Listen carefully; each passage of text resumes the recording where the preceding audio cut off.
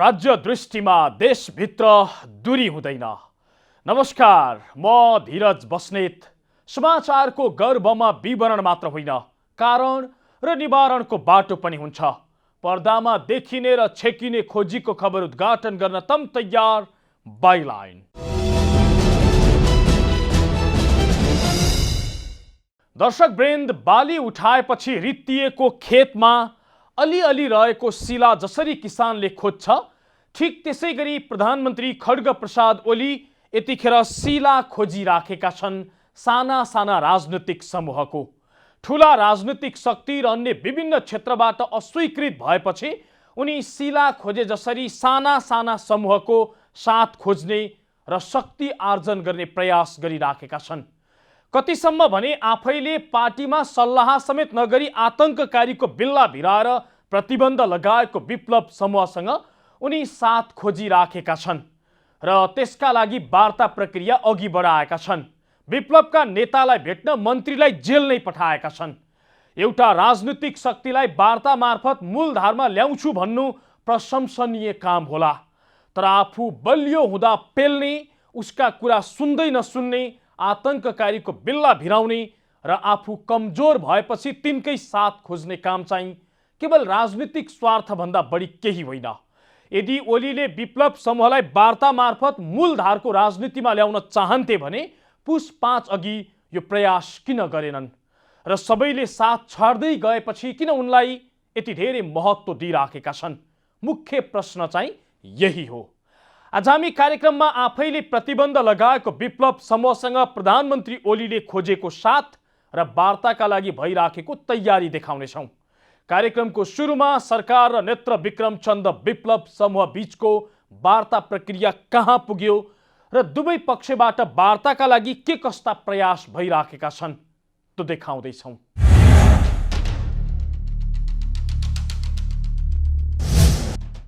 प्रतिनिधि सभा विघटनपछि एक्लिँदै गएका प्रधानमन्त्री केपी शर्मा ओलीले एकाएक आफैले प्रतिबन्ध लगाएको विप्लव समूहसँग वार्ता प्रक्रिया अघि बढाएका छन्। आन्तरिक रूपमा विभिन्न च्यानलको प्रयोग गरेर वार्ताको माहौल बनाउन लगाएका ओलीले यही माघ 21 गते सरकारका खानेपानी मन्त्री मणि थापालाई नखु कारागारमै पठाएर विप्लव समूहका नेता हेमन्त प्रकाश ओलीसँग भेट गर्न लगाए।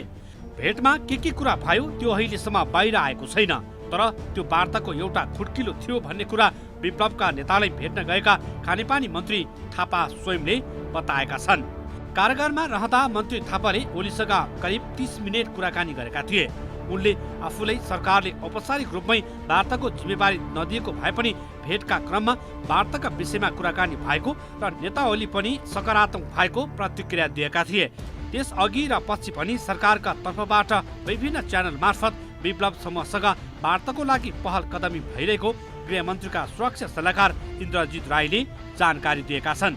सरकारले निर्वाचन समेत घोषणा गरिसकेको अवस्थामा विभिन्न समूहसँग सरकारले वार्ताको प्रक्रिया अघि बढाएको र सोही अन्तर्गत विप्लव समूहसँग पनि अनौपचारिक रूपमा वार्ता प्रक्रिया अघि बढेको बताएका छन्। हाम्रो नेपाल सरकार तर्फबाट आह्वान छ कि उहाँ कुनै बेला पनि वार्ता आउनु सक्नुहुन्छ भने हामी गृह मन्त्रालयको थ्रु हामीले एउटा वार्ता टोली बनाउनेछौँ जहाँ उहाँहरूले आफ्नो कुराहरू राख्नेछ र आगामी चुनाव चाहिँ शान्तिपूर्ण ढङ्गले नेपाली मतदाताहरूले भयरहित वातावरणमा आफ्नो मतको मतदान गर्नु पाओस् भन्ने हाम्रो चाहना हो। संसद विघटन र मध्यावधि निर्वाचनको घोषणासँगै पार्टीमा आएको फुटबीच ओलीले पूर्व माओवादी समूहका नेता कार्यकर्तालाई आफ्नो पक्षमा तान्ने प्रयास गरिरहेका छन्। त्यही प्रयासमा ओलीले प्रतिबन्धित विप्लव समूहसँग पनि वार्ताको प्रस्ताव अघि सारेको राईको भनाइ छ। यसअघि प्रधानमन्त्री ओलीले बालोटारमै बोलाएर पूर्व माओवादीका लडाकुहरूसँग समेत कुराकानी गरिसकेका छन्।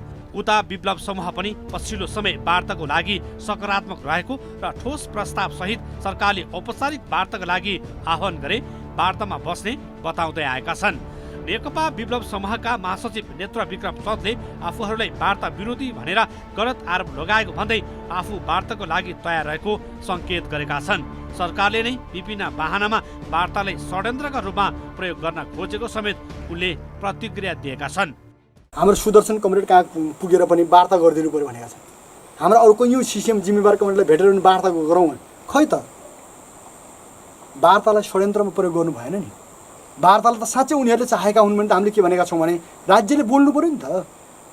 तर राज्य त कस्तो देखिन्छ भन्नुहुन्छ भने म सुन्छु सिगे राउत जस्तो बनाउने र कि सिगे राउत त सिगे राउत मात्रै हुनसक्छ, नेपाल कम्युनिस्ट पार्टी त्यो हुँदैन होइन।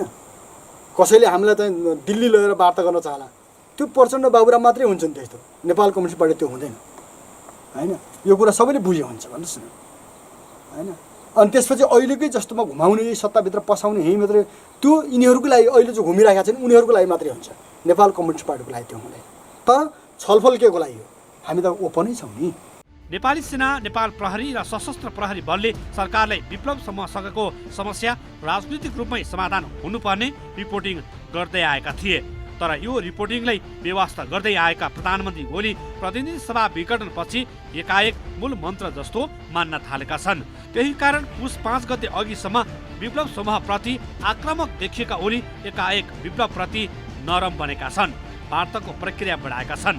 गृहमन्त्रीका सुरक्षा सल्लाहकार राई चाँडै वार्ता हुन सक्ने सङ्केत गर्दै हतियार बिसाएर आउन आफूहरूले आह्वान गरेको बताउँछन्।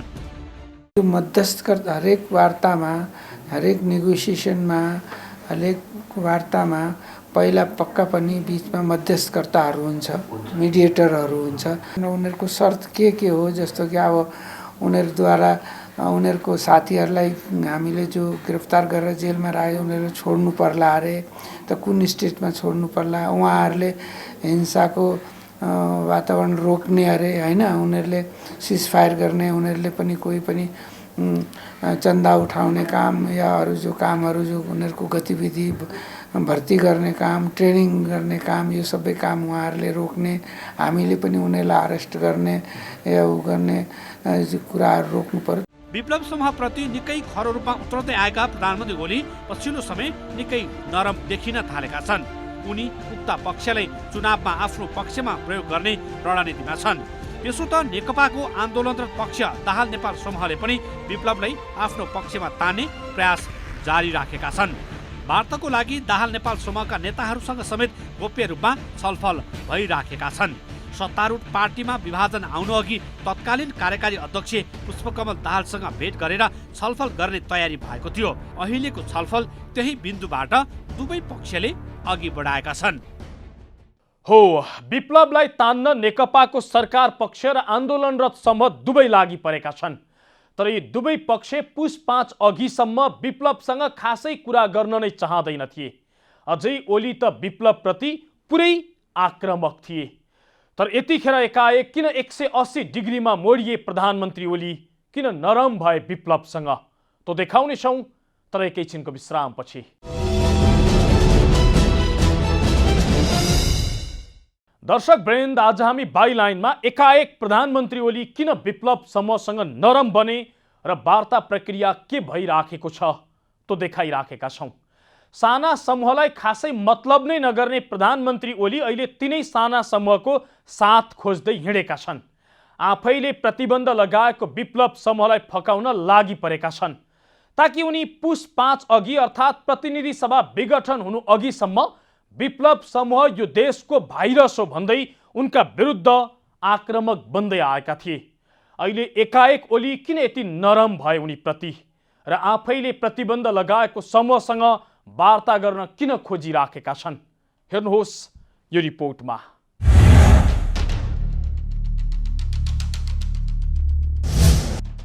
ठूलो समूहबाट अस्वीकृत हुँदै गएपछि प्रधानमन्त्री केपी शर्मा ओली ससाना समूहलाई आफ्नो पक्षमा तान्ने कसरतमा जुटेका छन्। अझै उनी विगतमा आतंककारी भनेर आफैले प्रतिबन्ध लगाएको नेत्र विक्रम चन्द विप्लव समूहलाई समेत आफूतर्फ आकर्षित गर्न अनेकन प्रयास गर्न थालेका छन्। वार्ताका लागि आन्तरिक समिति नै बनाउनेदेखि विप्लव समूहका नेतालाई भेट्न आफ्ना मन्त्रीलाई कारागार पठाउने सम्मको काम ओलीले गरिराखेका छन्। करिब 2 वर्ष अघि प्रधानमन्त्री ओलीले उनको पार्टीमा सल्लाह समेत नगरी विप्लव समूहका सम्पूर्ण गतिविधिमा प्रतिबन्ध लगाएका थिए। त्यसपछि प्रहरीले व्यापक मात्रामा धरपकड गर्ने, मुद्दा लगाउने मात्रै होइन भेटेसम्म गोली नै हान्ने गर्न थाल्यो। ठाउँ ठाउँमा दोहोरो झडप समेत भयो। सरकारको भनाइ थियो यदि यो समूहलाई प्रतिबन्ध नलगाउने हो भने देश ठूलो सङ्कटमा फस्छ। उनीहरूले गरेको युद्धको तयारी तीव्र गतिमा अगाडि बढ्छ। यसो भनेको ओली नेतृत्वको सरकार यतिखेर एकाएक 180 डिग्रीमा मोडिएको छ। ऊ विप्लव समूहलाई फकाउन वार्ताको प्रयास गरिराखेको छ। उमाथि लागेको प्रतिबन्ध फुकुवा गर्ने तयारी गरिराखेको छ। आफैले आतंककारी घोषित गरेको समूहसँग ओली वार्ता गर्न किन बाध्य भए? संसद विघटनपछि विप्लवको साथ खोज्दै उनी किन हिँडिराखेका छन्? राजनीतिक विश्लेषक प्राध्यापक डाक्टर लोकराज बराल भन्छन् ठूलो समूहबाट तिरस्कृत भएपछि ओली ससाना समूहको साथ खोज्दै हिँडेका छन्। त्यसै अन्तर्गत उनले विप्लव समूहलाई पनि आफ्नो हातमा लिन खोजेका हुन्। मधेसतिर हेरिरहनु भएको छ। अब कसै हुन्छ मधेसीले त फुराउनै खोजेको थियो अस्ति नि, कस्तो गेम गर्नु हेर। ओलीजी त यति तल्लो स्तरमा राजनीति गर्ने मान्छे रहेछ।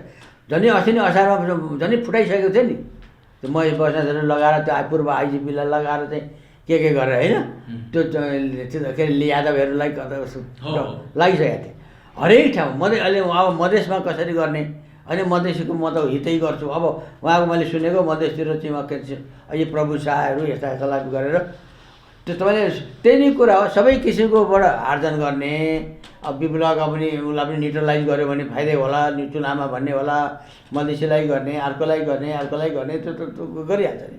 कति पावर भएपछि धेरै फेरि हातमा रिसोर्सेस हुँदो रहेछ। विप्लव समूहसँगको वार्ता प्रक्रियालाई राजनीतिक विश्लेषकहरूले ओलीले आर्जन गर्न खोजेको शक्ति र चुनावी तालमेलसँग जोडेर टिप्पणी गरेका छन्। चुनावमा आफू कमजोर हुने अवस्था देखेपछि ओलीले विप्लवको साथ खोजेको उनीहरूको भनाइ छ। यदि विप्लवलाई यसै छाडे नेकपाको आन्दोलनरत समूह दाहाल नेपाललाई साथ दिन सक्ने र आफू कमजोर हुने आकलन ओलीको छ। यही आकलन अनुसार सरकारले वार्ता प्रक्रिया अगाडि बढाएको गृह मन्त्रालयको स्वीकारोक्ति छ।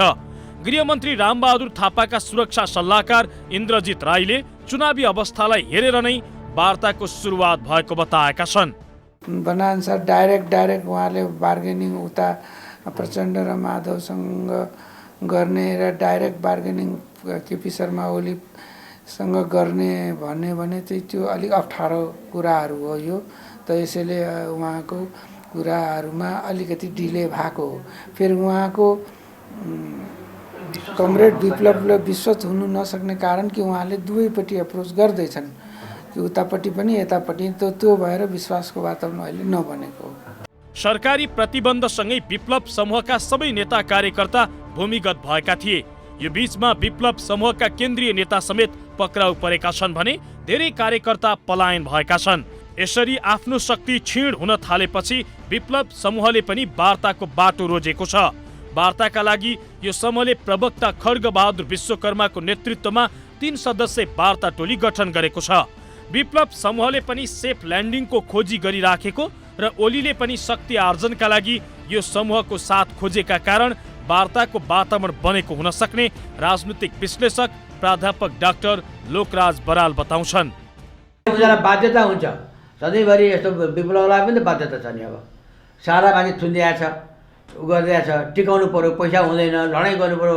अब त्यो आतङ्ककारी घोषणा गरिरहेछ, सब ब्यान गरिरहेछ पार्टी, उसले पनि त टिक्नलाई के गर्ने नि, बाध्यता पनि हो नि। सर्भाइभल, गेम अफ सर्भाइभल, कसरी सर्भाइभ गर्ने, ओलीजीलाई चाहिँ आफ्नो पावरलाई कसरी कन्टिन्यू गर्ने, आज प्राइम मिनिस्टर कसरी कन्टिन्यू गर्ने, सत्ता कसरी बलियो पार्ने, त्यसमा गेम उहाँको इन्ट्रेस्ट। उहाँहरूलाई चाहिँ कसरी हुन्छ एउटा एडजस्टमेन्ट गरेर एउटा उत्रिने हो। ओलीको प्रस्तावमा विप्लव समूह कति सहमत हुन्छ र वार्ता कति सकारात्मक बन्छ त्यो अहिले नै भन्न सकिने अवस्था छैन। तर दुवै पक्ष आफ्नो बाध्यताका कारण वार्तामा बस्ने वातावरण बन्दै गएको विश्लेषकहरूको टिप्पणी छ। प्रतिनिधि सभा विघटनपछि ठूला समूह र अन्य पक्षबाट एक्लिएपछि ओलीले विप्लवको साथ खोजेका हुन्। शिथिल बन्दै गएको विप्लव समूह वार्तामा आउँछ आउँदैन र ओलीलाई साथ दिन्छ दिँदैन त्यो चाहिँ समयले बताउनेछ।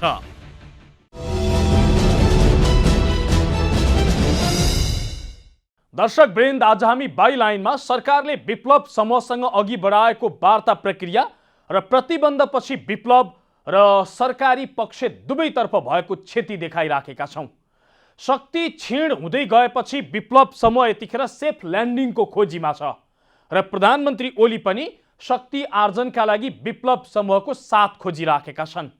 दुवैको स्वार्थ यो बिन्दुमा आएर मिलेको छ, तर वार्तामा चाहिँ कति कुरा मिल्छ त्यो वार्ता पछि नै थाहा होला। तर सरकारले विप्लव समूहलाई प्रतिबन्ध लगाएपछि क्षति भने दुवै पक्षको अधिक भएको छ। विप्लव समूहको प्रतिबन्धपछि के भयो देशमा त्यो देखाउँदैछौँ अबको क्रममा।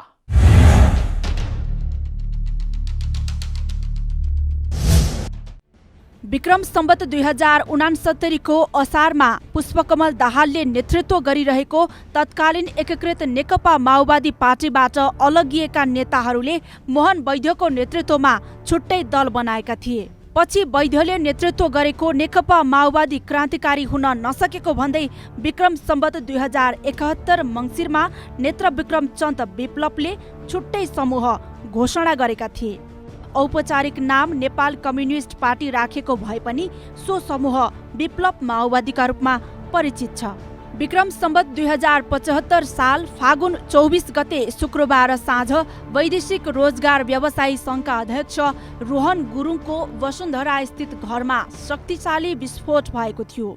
विस्फोटमा परि 2 जना घाइते भएका थिए भने उनका आसपासका घरमा समेत क्षति पुगेको थियो। त्यसपछि 2075 फागुन 28 मा प्रधानमन्त्री केपी शर्मा ओलीले मुलुकमा हिंसा र विस्फोटबाट आतंक मच्चाएको भन्दै विप्लव समूहमाथि प्रतिबन्ध लगाएका थिए।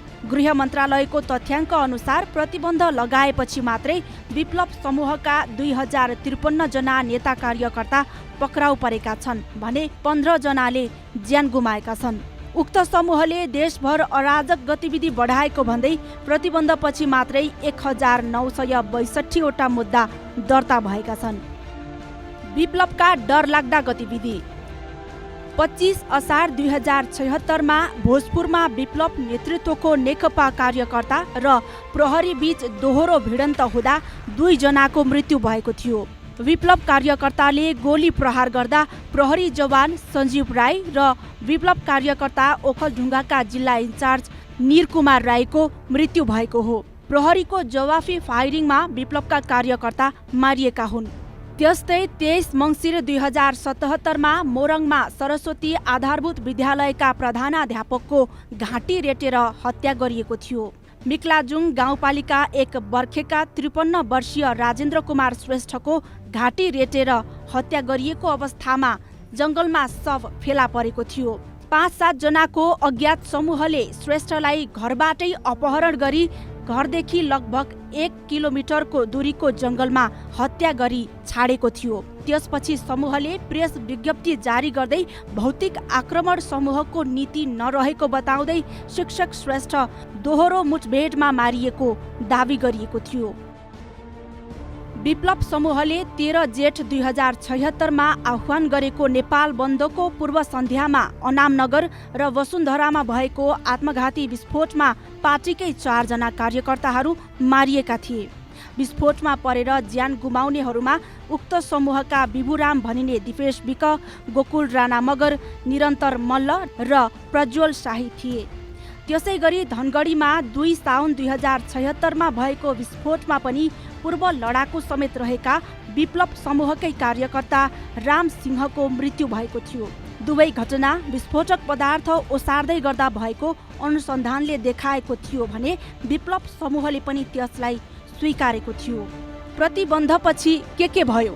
पक्राउ 2053 जना, मुद्दा दर्ता 1962 वटा, सोधपुछपछि रिहा 90 जना, अदालत प्रशासनको आदेशमा रिहा 1802 जना, पूर्वपक्षका लागि कारागार चलान 135 जना, अनुसन्धानरत 28 जना, हतियार बरामद 70 थान, गोली बरामद 1411 राउन्ड, बम बरामद 88 वटा, चन्द समूहबाट मारिएका 4 जना, प्रहरी कारबाहीमा मारिएका 4 जना, आफैले राखेको बम विस्फोटमा मारिएका 7 जना।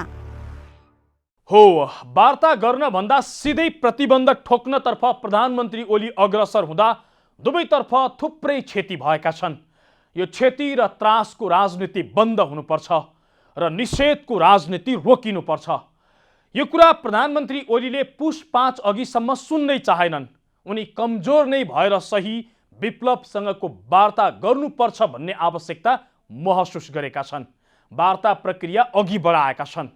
यो प्रक्रियाले सार्थकता पाओस् र देशले निकास पाओस्, हाम्रो शुभकामना। हौस् त, आजलाई एकाएक प्रधानमन्त्री ओलीले विप्लव समूहसँग बढाएको वार्ता प्रक्रियाको प्रसङ्ग यति नै। मुलुकको माटो जहाँ छोए पनि राष्ट्र एकैचोटि जागरुक हुन्छ। यो दूरीविहीन आचरण नै समाचारको मूलधार बाइलाइन अर्थात् जिम्मेवार पत्रकारिता। नमस्कार।